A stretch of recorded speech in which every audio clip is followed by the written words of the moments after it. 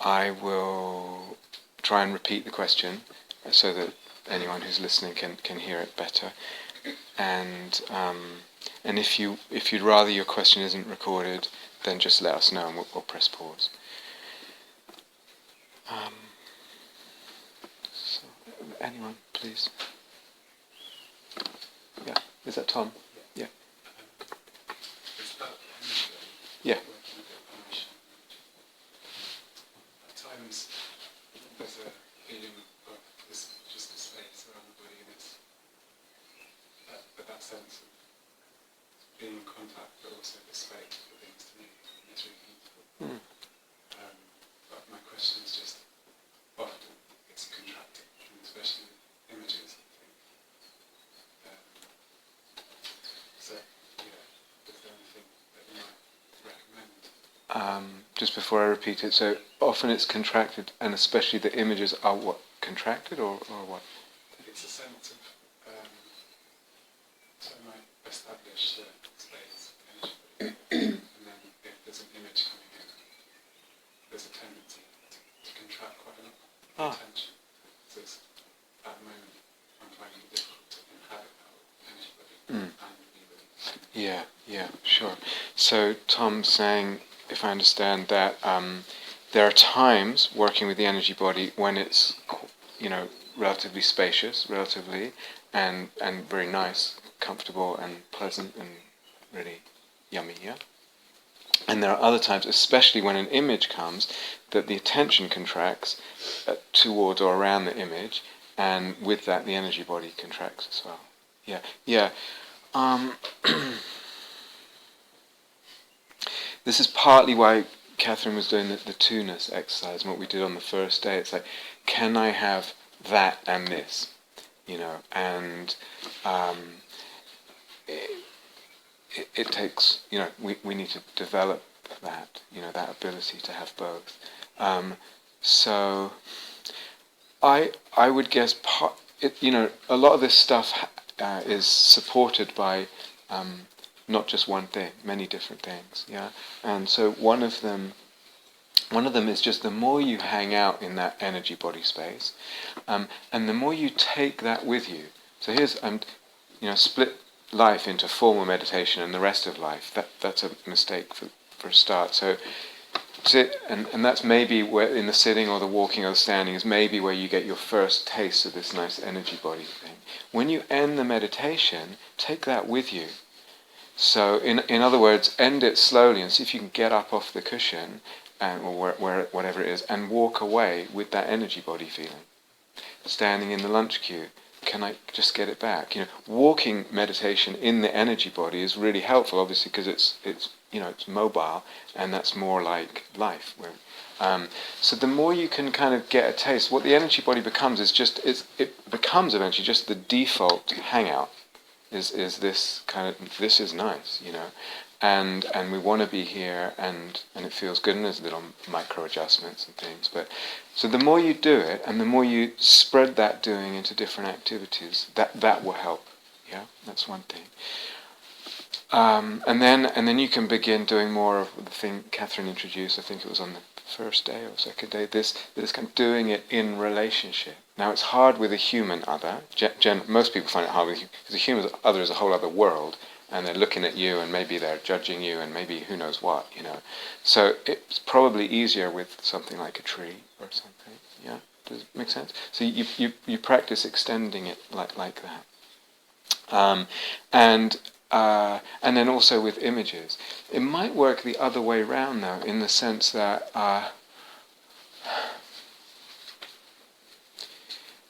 when an image becomes alive as an image, in other words, not just a mental picture and not just a fixation, when it kind of comes alive in that imaginal way, then you might find that your energy body is actually quite expanded. So it's not just the fact of an object and the mind doing that, it's actually the nature of the object and the relationship with it. Does that make sense? So I would wonder whether actually it's not quite a uniform experience that you're having. There's differences with, when there's a different relationship with the image, there will also be that. So look out for that as well. How does this sound? Yeah, it makes a lot of sense. I think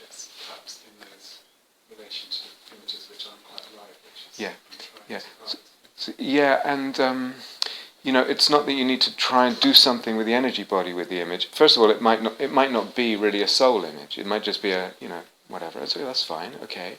Or it might be just as you hang out more with a certain image, it kind of becomes more infused with the imaginal, and that changes the energy body relationship with it. So I think it was yesterday in the group saying everything that's involved in the imaginal or in a soul-making dynamic kind of feeds everything else. It's connected with everything else. So where you see the problem, like feel, oh, my energy body's contracted, is not always the place where you need to go and try and fix it. You can kind of give attention to other aspects of the whole constellation, and that will just naturally fix itself. Yeah. So there's a lot of different ways you can work with that. Does that sound okay? Yeah. Yeah. Okay. Good. Maybe, yeah, right. Yeah. Today the practice was to open to the current of desire. Mm-hmm.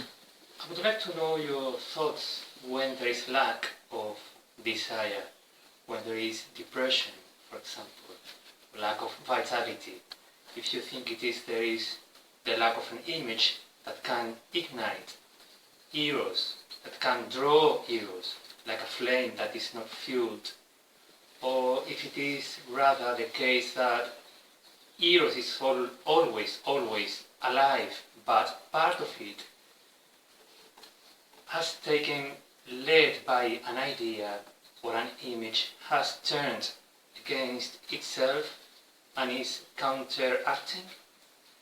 A part of this current of desire is against itself and blocking somehow. I don't know if you have any thoughts on this and how to work with that lack of desire. Yeah. The lack of desire, or the lack of, okay. So you made that noise again, did you? Did I make I was just going to agree with Ramiro about the if you look at it in terms of life force, certainly if our life force is kind of starts to be encapsulated with an inner critic, for example, that's a lot of life force in there. It's not necessarily eros, but it's a lot of life force to hold us down. So I was just agreeing with that point. Yeah. So let me see if I can summarize if I understood. So I'm a little tired today. So what happens when there's a kind of depression, really?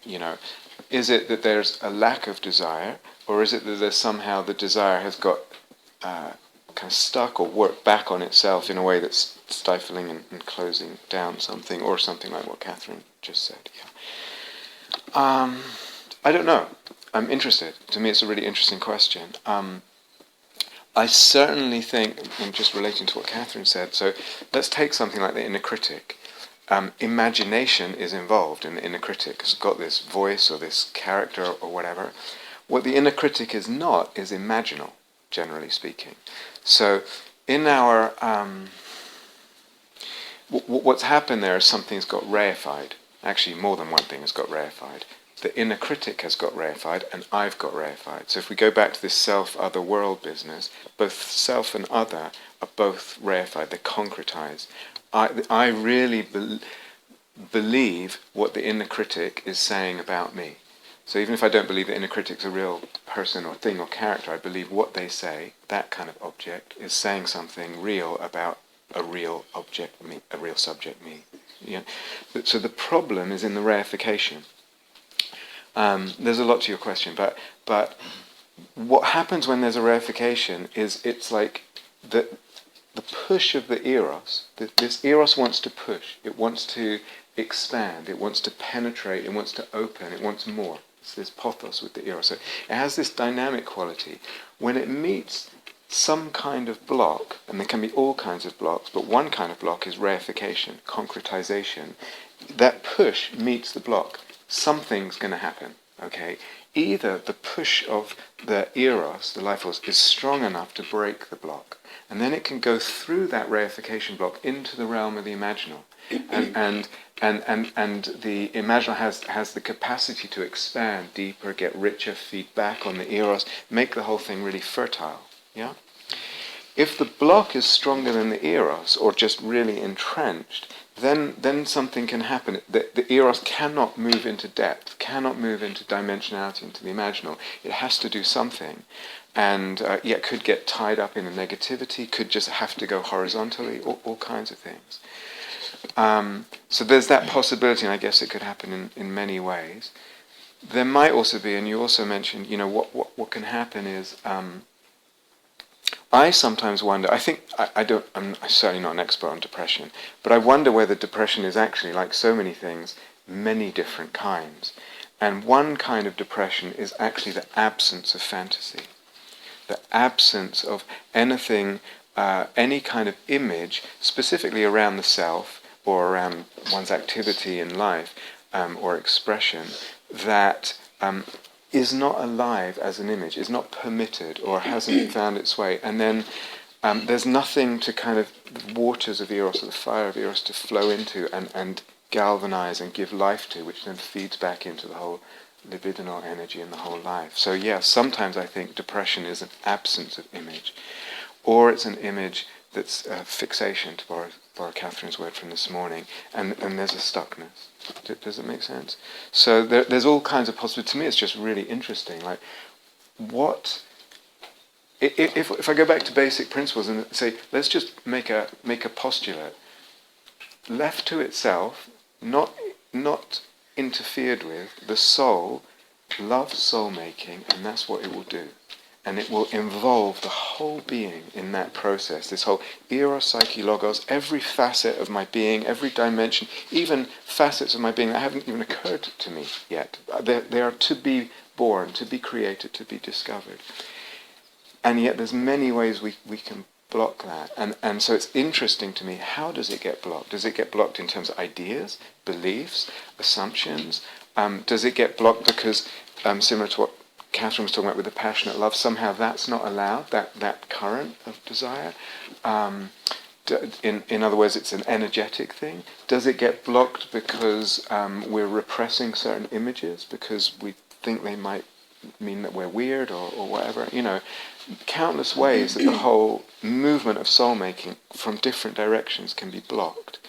And when it's blocked, something will feel problematic in different ways, and then you have to see, it manifests like this or like that or whatever. Is this answering it? Yeah? It's okay? Yeah. Linda. It's on a bit, I think. I suddenly thought this morning in terms of opening awareness and being really open and receptive, and that I felt a great fear then that all the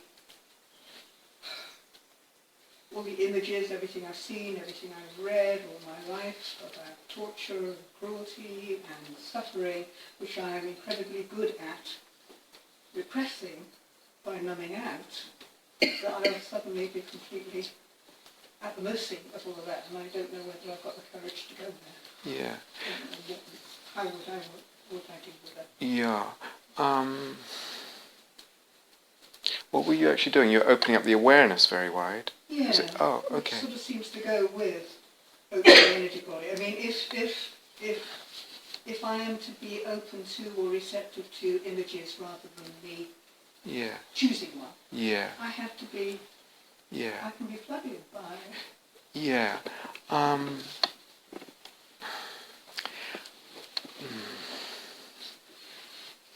does that not happen?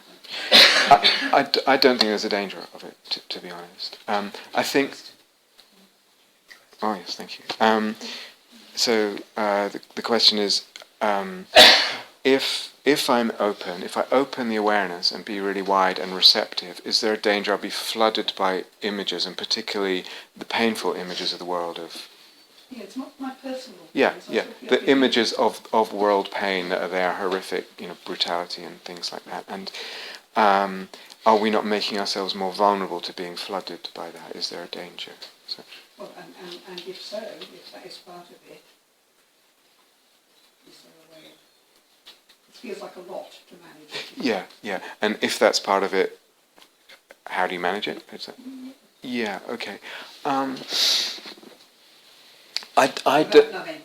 Without numbing. fulfillment. Yeah, sure. I don't think that kind of flooding is an issue. I think flooding happens when there's repression. In other words, go back to this pressure cooker image. The thing you're describing is opening the awareness really wide. And that, almost by definition, is an easing of the pressure. There's more space, and so less pressure.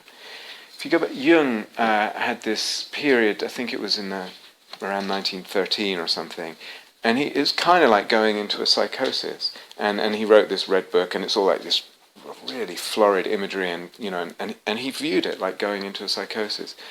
I find that, I wonder how much that was a product of the time, where the whole thing was the unconscious, and this is not quite what you're saying, but that there was almost that fear of that. And it's before the First World War, and heaven knows what was brewing, and the kind of general repression that was around. We live in a different time now, that I don't think there's that same kind of pressure of that flooding for most people. If you're really open like that, actually the tendency would be a little bit of kind of liquidity, some more images can come. If you really open, it will actually quieten the imagery. It goes to more the direction of non-fabrication. So rather than flooding, I mean, it might be that dark images, painful images, torturous images arise. Absolutely. I think the imaginal is kind of a certain set of ways of relating. So I can turn on the news and be flooded with, really difficult imagery these days, and that's a reality, let's say. I don't take it imaginally. I still have to navigate that in my heart and my soul, and how am I going to work with this, and with my sensitivity, and the way I'm impacted, and the pain in the world, and try and respond to that, and take care of it, and balance my compassion. So all that's got to do with compassion practice. It's really, really important, yeah? When we're talking about the imaginal realm, we're talking about, to some extent, a different kind of relationship with that imagery. So already people are starting to report and this is very common with imaginal practice, an image that the mind at first goes, oh, that's horrific, that's violent, or that's dark, or that's weird, or whatever. And in the realm of imaginal practice, it's like, just stay with that. Can I just have a little bit of trust in that image? It's not a flat, reified image of something that's going on in the world. It's imaginal.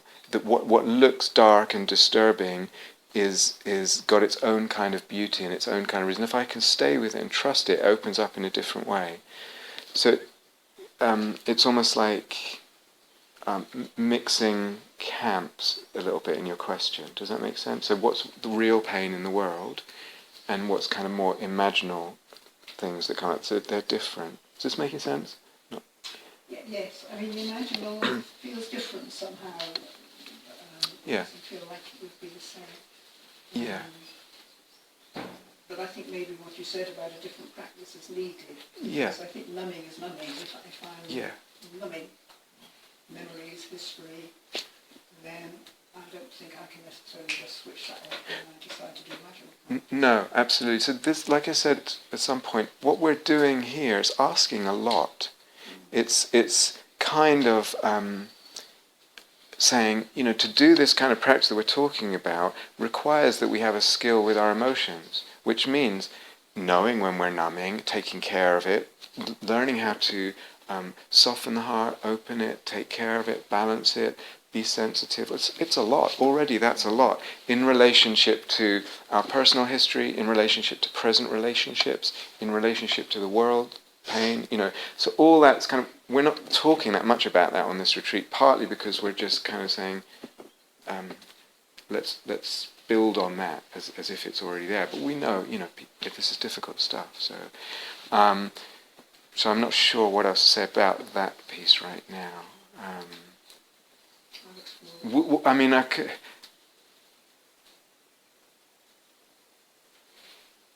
Yeah. Could we could talk about it another time, perhaps, if that's okay. Yeah. But it's a really, really important question.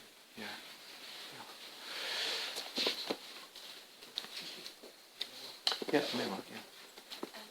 Start to practice question. The instructions you gave today. Yeah. Last night, I started to do it from last night. Not the imagery, but the open to desire. And so I guess with my one, it was opening. I guess there's a little bit of embarrassment around the naivety. Like a lot of what I want very deep down is just to see people happy and see people flourishing. And so I was spending time doing that, and it's very, very nice. Spending time opening to that desire. Well, open that desire, and then I suppose from it wasn't the way that Catherine described, with the other people, the way you described. It wasn't like, oh, I had everyone being happy, exactly. But then what happened is I had lots of interactions with people that I love and care about. Like they told me stories how they were happy, or about the world at large, different experiences of the world. It sounds very naive, but being very happy, and so it's just that it's different to what both of you described. It's not exactly the image, and it's not exactly the desire thing, but it kind of created a realm, a realm of like happy. Like I guess where my desires manifest. So let me check with you. So I was asking, picking up on Catherine's talk last night and the instructions this morning with opening to the desire, and the desire was to see people happy and flourish and then what happened seemed to be neither just opening to the energy and having that manifest, nor something imaginal, but it was more like an opening to a realm of happiness. Is it a realm of?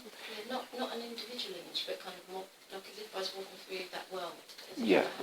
Oh, okay. So my question is, why is that not imaginal? It's an imaginal realm, an imaginal world of that. Yeah. I suppose I was just checking in the practice instructions, like, do I just hang out and enjoy that world? Yeah.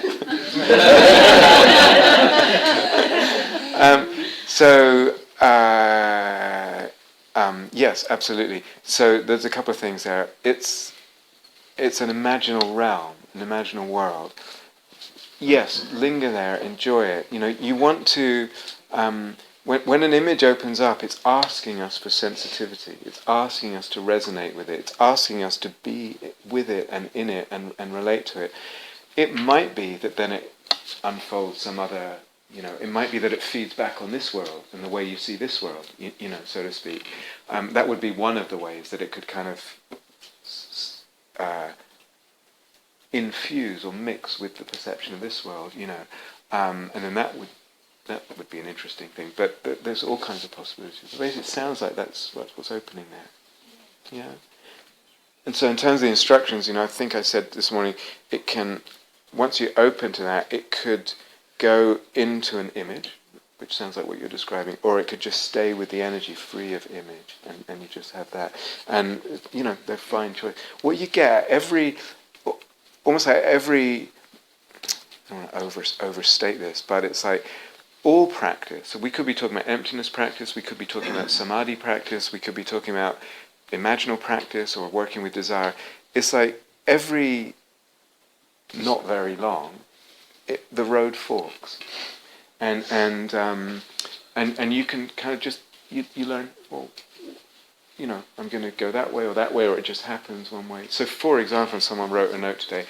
Yeah, daydreaming. It was actually a sexual fantasy, and then what I find is I'm staying with a sexual fantasy, and then somehow I'm in a jhana.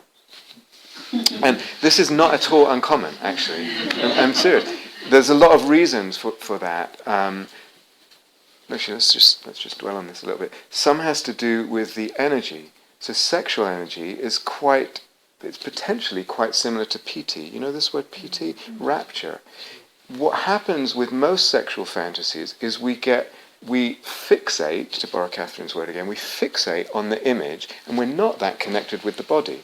maybe a certain area in the body, but we're not opening to the energy body and letting the sexual energy spread.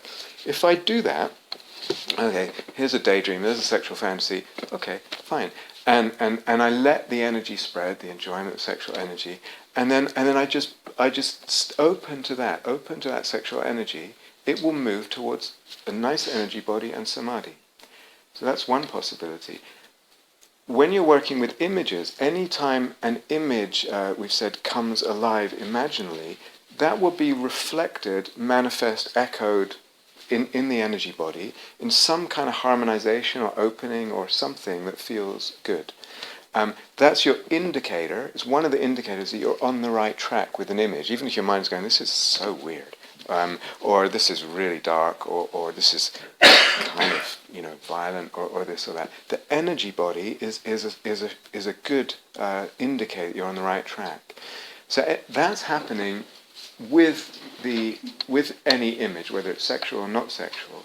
And at any time, you can peel off, if you want, into just resting with the energy body and letting the image go, if you want.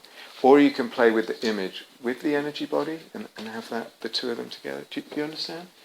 But the general principle is more like these forks keep happening in practice. That you can you learn to look out for these different things, and then you can just learn to navigate a little bit. Is making sense? This side is nodding and that side is just looking at it. Okay, good. Yeah. So a lot about, as we go deeper, a lot of it's about the sort of, for me, a lot of it's about the sensitivity and the responsiveness and the delicacy of navigating, like, which I've never done, but hand gliding or something like that. There's, I imagine, maybe you're just like hurled by the wind, I'm not sure, but in my imagination, you can kind of ride these currents very delicately, and you pick up on what's there. And some of it's extremely subtle. You pick up on this possibility, and then you can just incline that way. And sometimes it more feels like I said, the soul has its own intelligence, and it's pouring you or offering the unfolding in a certain way.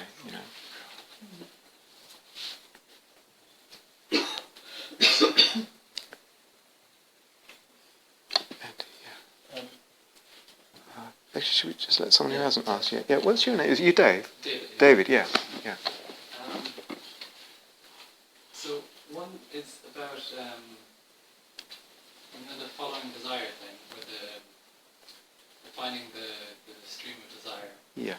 And I find it like I've experienced quite a range just now. Sometimes it's quite strong, and sometimes very, very subtle. But sometimes as well, it's like, say, it feels like something small. So it's like this, just arriving on a retreat, I usually get pain in my back, and I work with that for the first few days. And I had this pain, and when I was feeling it, what is the thing that I'm trying to, what is it that I want? What is this pointing to? If I imagine this is pointing to, what does it want? And it feels like there's lots of different levels that I can answer that. And one of them was like the sort of perfectionist thing. Like I want, I just have this real, very strong desire for, well, pretty much everything in my life to be perfect. Sometimes there's a drive for perfection, and then I feel that, and then I become very strong, and then there's kind of levels of opening to it, and then that's very intense and quite enjoyable at times as well. And there's like a lot of energy in that, but then it's like it's still there. I feel like, the aversion that's supporting it is, I suppose, still maintained. Just wondering, What's the actual question? How do I get rid of it? Is that? I would guess that it's like, I could switch to different practices, like if that's not. Yeah. Or is there something deeper that it's pointing to? When you say that it's pointing to, do you mean the desire or the pain itself? So the idea, if I play with the idea that the kind of the pain and the difficulty is pointing to something that I really want, and is it just that I haven't answer to that, and that Yeah. wasn't quite it. Right. So Dave or David? Dave is asking, oftentimes when he comes on retreat, there's pain in the shoulders or neck or back, and so he picked up the instructions of asking what the deeper wanting is here, and what came was a whole series of answers that seemed to be at different levels, one of which, or the deepest, was a perfection, or It feels like it could keep going. you could keep going, yeah. Okay, well, one of the answers was to do with perfectionism, and so followed that, and it became quite intense. What became intense? The desire? Yeah, I could feel, and the opening, and kind of like, I could feel like there was opening. Okay, yeah. So there was a lot of opening, but then the pain came back, and yeah. Okay, so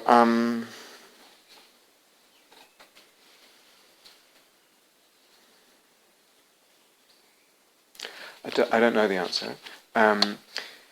I would be interested in a couple of things. I mean, the most common or obvious answer would be, if there's pain, what do I want? Well, I want ease or well-being or something like that. Was that one of the answers there? Yeah, and then I kind of disregarded it because I'm like, Oh. of course I want that. Yeah. Okay.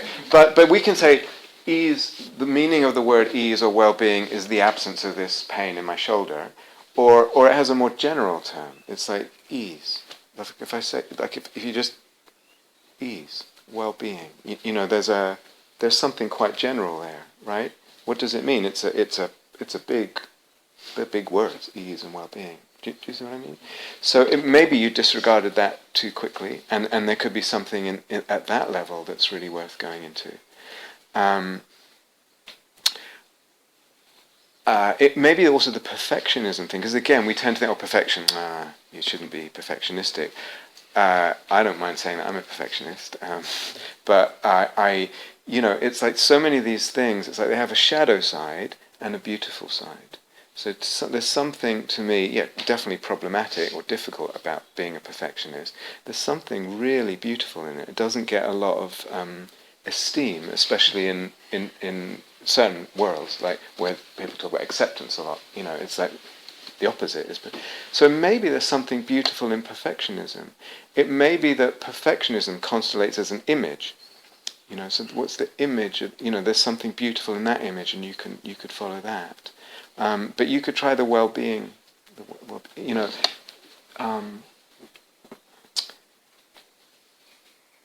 I'd say one more thing. You'll have to see how this lands with you, but to me, there's something more interesting about the whole principle here of this, what's happening in this desire practice that we introduced this morning, that's more worth it than the absence of this shoulder pain. Do you understand? So there's something, now you're dealing with that, but there's a principle here that's like, wow, what's going on, and how is this working, and what does it imply for my understanding, my relationship with life? And so it might be that getting as interested in that rather than just trying to get rid of this, understandable as that is, and you know, it can be difficult, it might be also kind of fruitful. Does that make sense?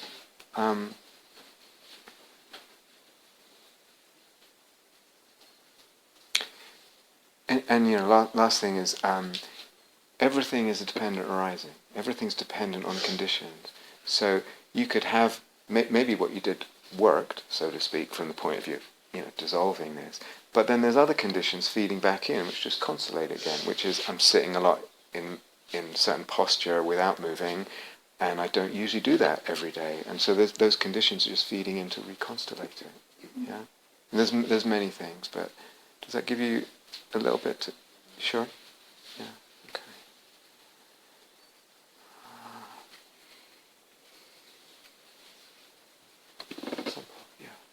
More about the following the current of desire practice.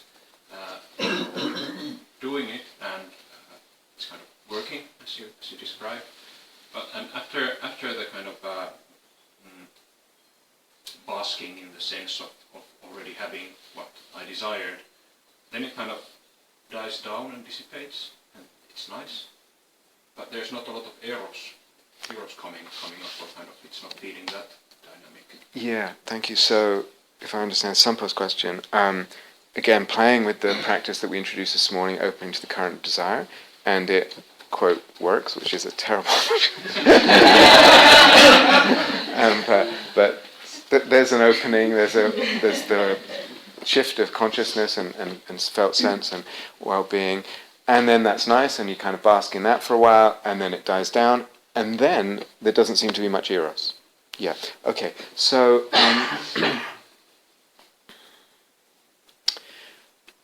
I would more prefer to connect the word eros with the imaginal. Okay. So it's like it comes and goes. It's not that it's sort of there all the time or whatever. So where there's an image reconcilates, then the eros will come back in relation with the image. So it's not something to worry about, or some state that we're trying to sustain, or something like that. Yeah. So what you've done in the opening to the current of desire practice is, if you've done it the sort of classical way, then you've let go of images. So if you like, there's you could say maybe there's this fullness of libidinal energy which kind of transforms into something that's not eros and not imaginal. So then you're in that state. So it's totally understandable and not a problem. Does that make sense? How does that land? Yeah, it's just wondering how to feed the movement of eros. Oh, well, eros is connected with image and fantasy. Or there's craving, and then I can transform that into eros. Yeah. So you don't have to worry about like all the time there needs to be this eros or whatever. You understand? Well, I'm not worried about it not being there all the time. A little more would be nice. Okay, well, knowing you as much as I do, I don't think you have a problem with with the eros thing. Like everything, there's waves, and certain conditions feed it. So, I'd say two things. Again, it's like if you get back into the imaginal, so it's a matter of like loosening again, perhaps loosening the energy body or some emptiness practice or something, liquefying the psyche, if you like, and images will be reborn. Or some problem comes or whatever, yeah. So that will reconstellate the whole imaginal thing, and with that eros, yeah. I was going to say something else. But also we can look for eros. Eros is present where we love, where something is meaningful to us. So don't have to look always for an intrapsychic image. You could look around you on this retreat and the meaningfulness it has to you, or the appreciation or whatever, or the love or the dedication, and there will be eros is connected with all that in here, in the environment, in the world. You understand? So you can pick up on that. Third thing, and I think I said this already, is eros can be extremely subtle. So it might be that one of the, rather than say I want more eros, what needs to happen is, and then we worry that it's something I don't have, or whatever. It might be that it's asking for a little more sensitivity in noticing the much more subtle manifestations of eros. So eros can be like raging, or really, really subtle, and it might be that that's quite an interesting exploration. Does it? Yeah. So to me, a lot of if we say it's about, I don't know that there's an order. Well, a lot of practice is about opening. And opening and being able to handle more than we thought we could. And whether we talk about what Linda's question in terms of just the world and compassion and that kind of sensitivity, or our own emotions or energies or whatever, a lot of practice is doing that work. It's kind of expanding our capacity and our skills and our ability to handle a lot, for a lot to move through us and to touch us deeply in a way that's really okay, But there's also like a whole partly evolution of practice, things getting a lot more subtle, less fireworks, and it might be, that's asking for more sensitivity and more kind of picking up on the subtleties, and we often learn a lot there rather than the kind of more wow experiences. So it might be that that's part of it as well.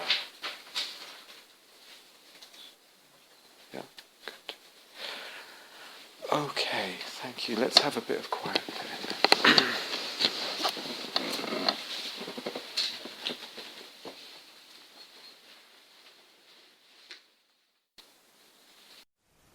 Thank you for listening. To learn how you can support